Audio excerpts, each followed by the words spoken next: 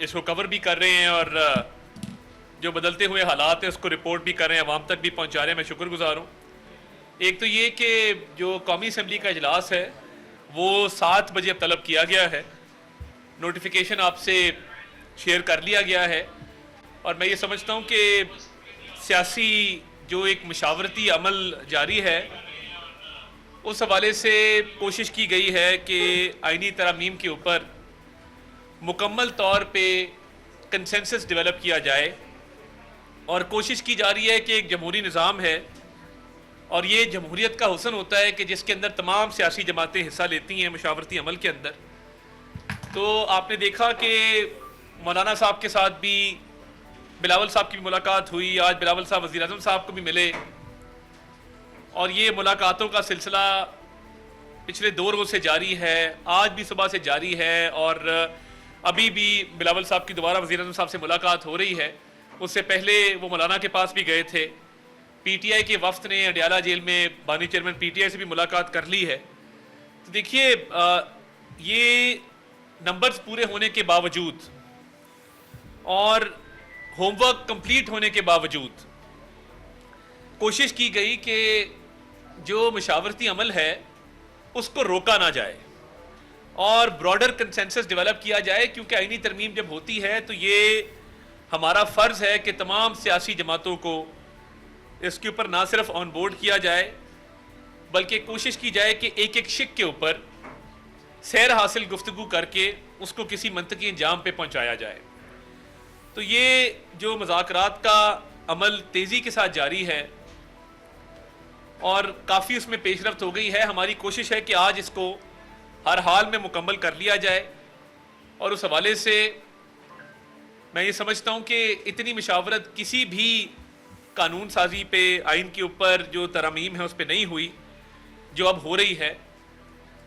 اور جیسے بلاول صاحب نے کل کہا تھا کہ ہمارے پاس دیگر آپشن بھی موجود ہیں, مگر ہم جمہوری سوچ کے لوگ ہیں. ہماری کوشش یہ ہے کہ مکمل کنسنسس کے بعد اس معاملے پر آگے بڑھا جائے, اور حتی الوسع یہ کوشش کی گئی ہے کہ کنسنسس جو ہے وہ ڈیولپ ہو تمام پولیٹیکل سٹیک ہولڈرز کے درمیان.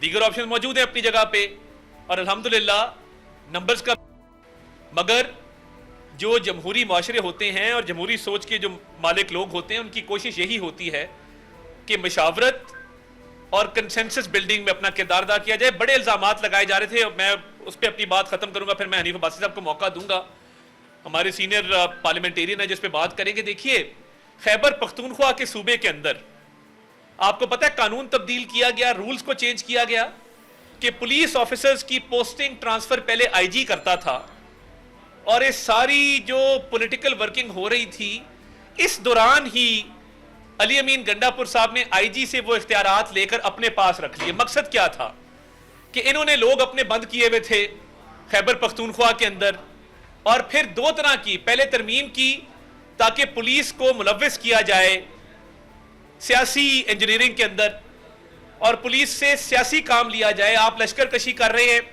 اسلام آباد آپ آتے ہیں, آپ ایس سی او کے دوران کال دیتے ہیں. اب مجھے یہ بتائیے کہ یہ کیا تک ہے کہ آپ نے پولیس کے رولز کو تبدیل کر کے تو آپ نے یہ کہا کہ اب یہ وزیر اعلیٰ جو ہے یہ پولیس آفیسرز کی ضلعوں میں بھی پوسٹنگ ٹرانسفر کرے گا. مقصد ایک ہی تھا کہ سیاسی طور پہ لوگوں کو وہاں پہ اپنے کنٹرول میں کرنا. انہوں نے تمام لوگوں کو پنجاب سے بھی جن کا تعلق تھا ان کو بند کیے رکھا, الزام دیتے رہے جی فلاں ایجنسی لے گئی, فیڈرل گورنمنٹ لے گئی, اور سارے لوگ انہوں نے وہاں پہ کے پی کے میں بند کیے ہوئے تھے. اور جو ہم نے سیاست کے اندر سرکاری وسائل کا استعمال دیکھا ہے کہ جس طریقے سے آپ سرکاری گاڑیوں پر سرکاری کرینیں لے کر سرکاری افسران کو لے کر اسلام آباد آتے ہیں, تو کیا یہ جب آپ دوسروں پہ الزام دھرتے ہیں تو کیا آپ اپنے گریبان میں نہیں جھانکتے کہ آپ کا اپنا طرز عمل کیا ہے اس کے اوپر؟ تو یہ تو ٹوٹل پروونشل گورنمنٹ کو یوز کیا گیا. اچھا پھر دھمکیاں دی گئی کہ اگر بانی چیئرمین پی ٹی آئی سے کسی نے غداری کی, ملک سے غداری ان کو میٹر نہیں کرتی, بھی اس پہ ویسے بات کریں گے, ملک سے آپ غداری کریں, آپ شہداء کے مجسموں کو مسمار کر دیں, آپ آئی ایم ایف کو لیٹر لکھ دیں, آپ ایس سی او کو سابوٹاج کرنے کی کوشش کریں جو اللہ کے فضل سے بہت کامیابی سے ہوئی, اس پہ کوئی ایشو نہیں ہے. ایک میسج جاری کر دیا گیا کہ بانی چیئرمین پی ٹی آئی سے جو غداری کرے گا جلاؤ گھیراؤ کریں گے, اس کے گھر کا، اس کے کاروبار کا، ہر چیز تباہ و برباد کر دیں گے. تو میں تو یہ سمجھتا ہوں کہ سب سے پہلے ملک ہے، سیاسی جماعتیں، سیاسی لیڈر اس کے بعد ہیں. سیاسی لیڈر کی خوشامد میں اتنا آگے چلے جانا، تو یہ جو دھمکیاں دی ہیں اس پہ بھی ہم نے کہا تھا کہ ریٹ آف دا اسٹیٹ قائم ہوگی اور رہے گی.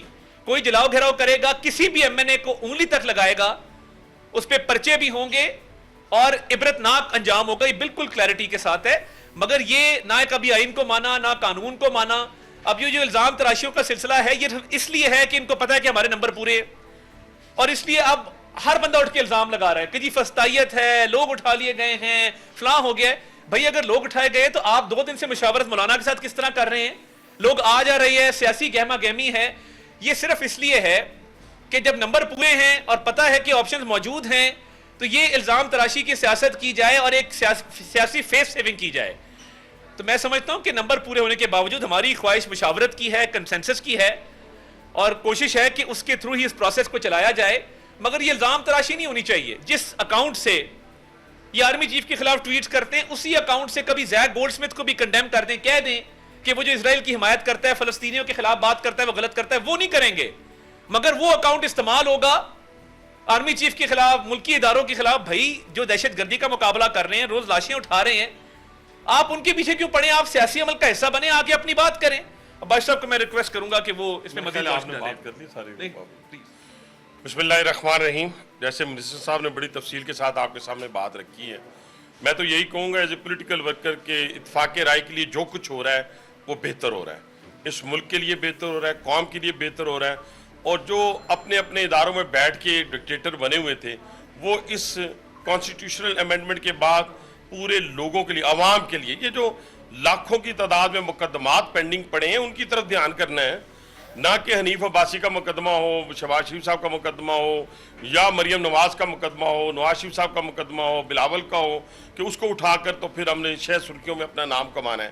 یہ صورتحال انشاءاللہ تعالیٰ بہت گھنٹوں کے اندر اندر ختم ہونے جا رہی ہے. اور جو موقع جس نے مانگا ہے، جس نے مانگا ہے اس کو دے دیا گیا ہے پولیٹیکل فورسز کو کہ وہ جائیں اپنے ہاں جو ہے ہم آہنگی پیدا کریں. اپنے کسی لیڈر سے پوچھ رہے ہیں اس سے بھی پوچھ لیں، اس کا جواب جو آنا ہے وہ پوری قوم کو پتہ ہے. وہ یہ میں ابھی بتا دیتا ہوں، لیکن عطا صاحب اگر اجازت دیں وہ یہی کہیں گے کہ ہاں بھی نہیں میں تو نہیں مانتا. جب تک اس ملک میں انتشار رہے گا میری سیاست رہے گی. جب یہ انتشار ختم ہو جائے گا تو میری سیاست کہاں پہ رہے گی؟ تو میں صرف 2 نکات. نہیں دیکھیے، میں یہ سمجھتا ہوں کہ ہمارے پاس آئین اور قانون کی حدود کے اندر رہتے ہوئے دیگر آپشنز موجود ہیں، موجود تھیں، مگر ہماری لیڈرشپ، ہماری پارٹی کے اندر یہ سوچ پائی جاتی ہے کہ آخری حد تک کوشش کی جائے کہ اوورآل کنسنسس ڈیولپ ہو جائے، کہ تمام سیاسی جماعتیں اس پر متفق ہو جائیں. کسی سے لاکھ ہمارا اختلاف ہو یا ان کا ہمارے سے اختلاف ہو تو فراخ دلی کا مظاہرہ کیا جا رہا ہے اور ایک کھلے ذہن کے ساتھ اس کو آگے لے کر جایا جا رہا ہے. اگر ڈیولپ ہو جاتا ہے ویل اینڈ گڈ. بلاول صاحب نے بھی اس پر بات کی. اگر نہیں ہوتا تو پھر obviously وہ آپشنز ہم ایکسرسائز کریں گے. اور یہ جو تاخیر بھی ہوئی ہے، ایک تو تحریک انصاف نے خود لیڈر سے ملنے سے مجھے لگتا ہے کہ تھوڑا کترا رہے تھے کہ ڈانٹ ڈپٹ ہوگی، جھاڑ ہوگی، وہ کہے گا کہ بھئی تمہاری ایسی کی تیسی، جس طرح وہ آ کے بڑھ کے مارتا ہوتا ہے. تو وہ ڈر رہے تھے. ان کو تو میرا خیال ہے ہم نے بڑا کنونس کر کے کہا کہ جاؤ یار جیل ملاؤ، اجازت ہو گئی ہے. مان ہی نہیں رہے تھے کہ اجازت ہوئی ہے. ہم نے کہا جی اجازت ہوگی، جاؤ جا کے ملاؤ. اب ان حالات کے اندر کچھ تاخیر انہوں نے کی، کچھ ہمارا اوورآل کنسنسس کا ایک موڈ ہے. تو دیکھیے اس کے بعد اگر وسیع تر قومی مفاد کے اندر اور یہ جوڈیشل ریفارمز کے حوالے سے بہتر سمجھا گیا تو پھر دیگر آپشن جو ہیں وہ ایکسرسائز کی جائیں گی. وہ جو ایکسرسائز ہوگی آئین اور قانون کے دائرے میں ہوگی. وہ ایک فیک سوشل میڈیا اکاؤنٹس نے ایک فیک ریپ کی خبر چلائی، پورے پنجاب کے کالجز میں آگ لگی. آپ مجھے یہ بتائیے کہ کیا یہ حکومت کی ویکنس نہیں ہے کہ آپ ان سوشل میڈیا اکاؤنٹس کو ابھی تک بند نہیں کر پا رہے؟ کل ایک خاتون رو رہی تھی میڈیا کے اوپر، سوشل میڈیا پہ بڑا انہوں نے فلٹر بہت اچھا لگایا ہوا تھا. مطلب اب بیٹی کا ریپ کا وہ کہہ رہی تھی میری بیٹی ریپ ہوئی، فلٹر آپ دیکھنے والا تھا. وہ 2-3 فلٹرز لگے ہوئے تھے. وہ کراچی میں ٹریس ہو گئی ہیں اور پتہ لگ گیا ہے. ان کی باقی ویڈیوز بھی سامنے آ گئی ہیں.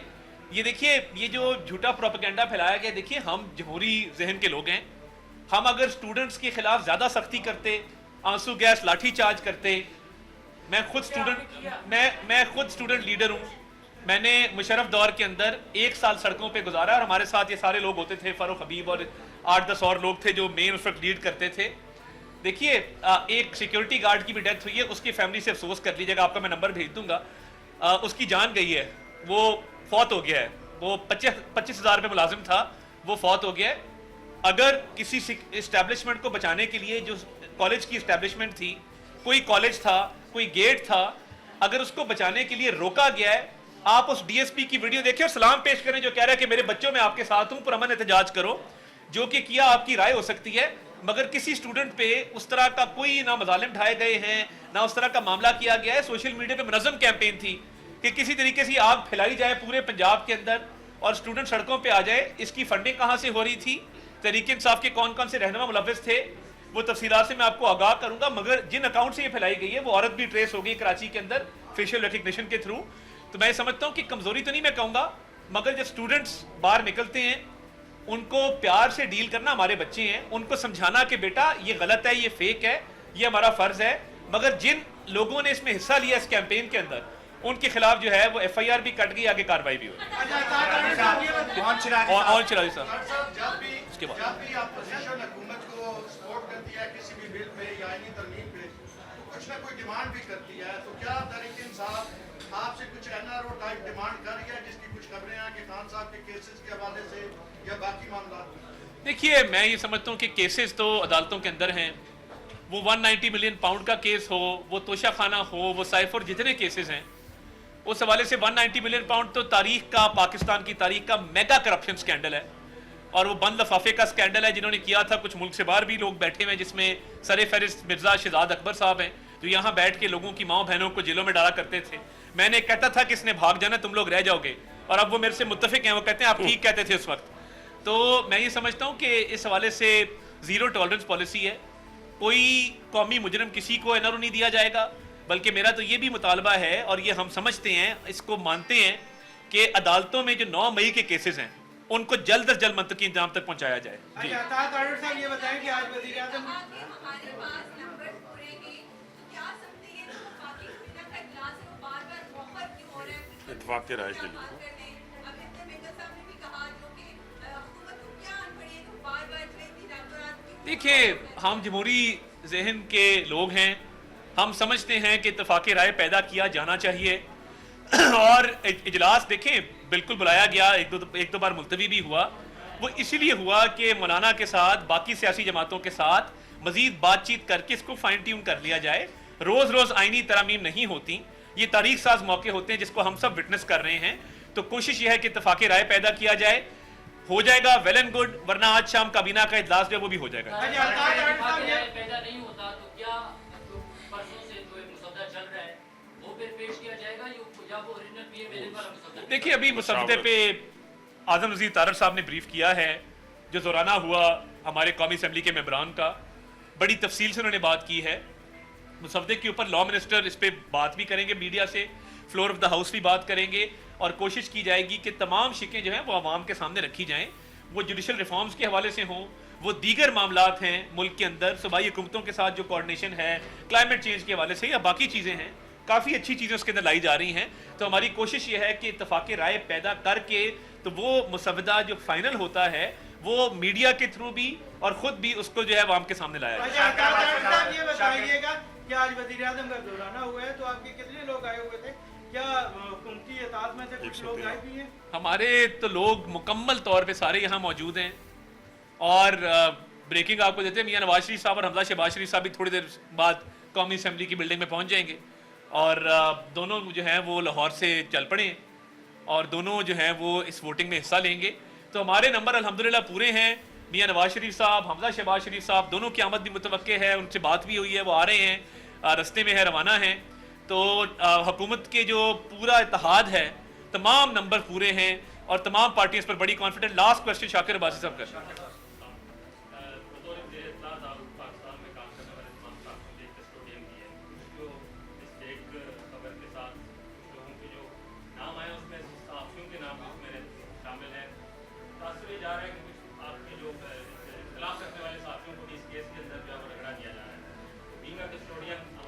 देखिए मैं तो बिल्कुल, मैं दिलो जान से हाजिर हूँ, और मैं कभी भी, देखिए मेरा कभी भी किसी सहाफ़ी से نہ کوئی تلخی والی بات رہی ہے، نہ میں کسی کے نظریات کی وجہ سے اس کے خلاف ہوں.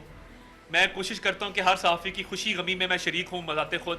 کسی کو کوئی مشکل آ جائے، آپ یقین مانیں میں یہاں سے گزر رہا ہوتا ہوں نا کے پی کے ہاؤس کے باہر جو لوگ ڈیوٹی کر رہے تھے، میری کوشش ہوتی ہے کہ ان کو بھی میں لک آفٹر کروں.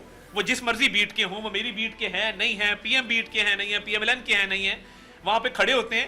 تو اکثر گرمی کے موسم میں میری کوشش ہوتی ہے کہ میں ان سے جو بھی ان کے لیے اچھا ماحول وہاں پیدا کر سکوں وہ کروں. اس میں اگر آپ سمجھتے ہیں کہ کچھ ایسے لوگ موجود ہیں کہ جنہوں نے اس میں کوئی حصہ نہیں ڈالا اور وہ اس میں امپلیکیٹ ہو گئے ہیں، آپ مجھے بتائیے، میں ان کے لیے آواز بھی اٹھاؤں گا، بھرپور کردار بھی ادا کروں گا. اور میں آزادی صحافت کے لیے، اپنے صحافی بھائیوں کے لیے میں ہر وقت 24 گھنٹے حاضر ہوں. آپ مجھے تفصیلات فراہم کرنے کا بہت شکریہ. Thank you.